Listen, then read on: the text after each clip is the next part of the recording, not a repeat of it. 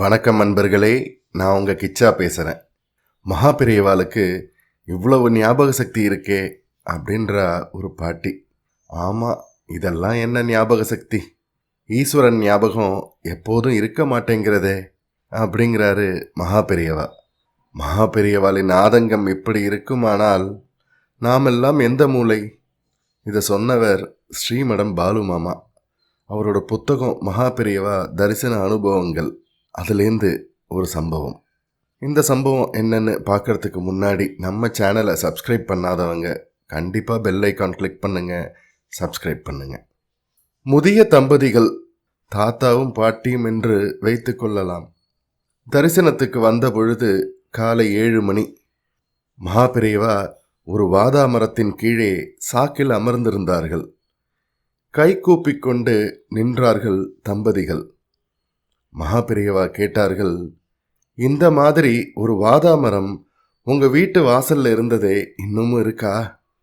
ஆமாம், இன்னமும் இருக்கு மகாபெரியவா. உங்களை பார்த்து 20 வருஷத்துக்கு மேலே ஆகியிருக்கும்.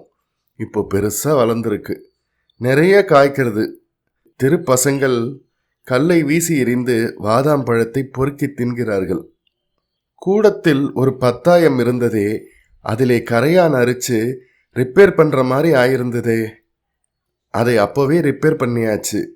அதில் தான் சாப்பாட்டு நெல்லை கொட்டி வச்சிருக்கோம். ஒரு சிவப்பு பசுமாடு கன்று போடாமல் இருந்ததே அப்படின்னார் மகாபெரியவா. அது 6 கன்று போட்டு விட்டு சமீபத்தில் தான் தவறி போச்சு. கன்றுக்குட்டிகள் எல்லாம் நல்லா இருக்கு, நல்ல வம்சம் அப்படின்னு அந்த தம்பதிகள் சொல்கிறாங்க. ஐயங்கார் கணக்கு பிள்ளை இருந்தாரே, திருநட்சத்திரம் 80க்கு மேலே இருக்குமே. சதாபிஷேகத்துக்கு 2 வருஷம் முன்னாடி வைகுண்டம் போயிட்டார். எட்டுக்குடி முருகனுக்கு தைப்பூசம் காவடி எடுக்கிற வழக்கமாச்சே. உங்கள் புத்திரால் யாராவது காவடி எடுக்கிறாளா? மகாபெரியவா கிருபையாலே எட்டுக்குடி முருகன் கைங்கரியம் நடந்துன்னு இருக்கு. வடுவூர் துரைசாமி ஐயங்கார் வைமு கோதை நாயகி அம்மாள், பம்மல் சம்பந்த முதலியார் நாவல்கள், மதன காமராஜன், விக்ரமாதித்தன் புஸ்தகங்கள் எல்லாம் அலமாரி நிறைய இருந்ததே, இருக்கா? யாராவது படிக்கிறாளா அப்படின்னு கேட்குறாரு மகாபெரியவா. புஸ்தகங்கள்லாம் இருக்கு, யாரும் படிக்கிறதில்ல அப்படின்றா அந்த தம்பதிகள். ராமாயணம் பாராயணம் செய்து கொண்டே இருந்தாயே, நடக்கிறதா?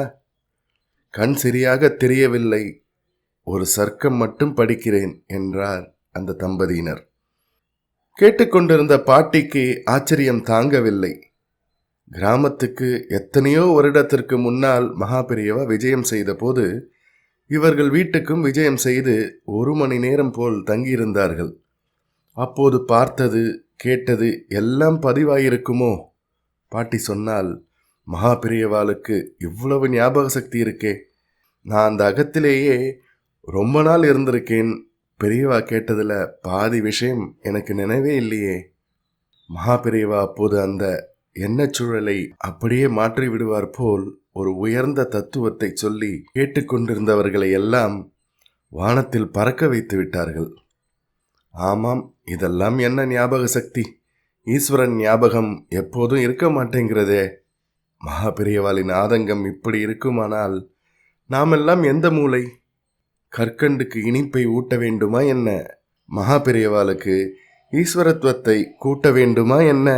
ஜெய ஜெய சங்கர ஹர ஹர சங்கர. இந்த பதிவு உங்களுக்கு பிடிச்சிருந்தா லைக் பண்ணுங்க, ஷேர் பண்ணுங்க, கமெண்ட் பண்ணுங்க. மறக்காம பெல் ஐக்கான் கிளிக் பண்ணுங்க, சப்ஸ்கிரைப் பண்ணுங்க. நன்றி அன்பர்களே.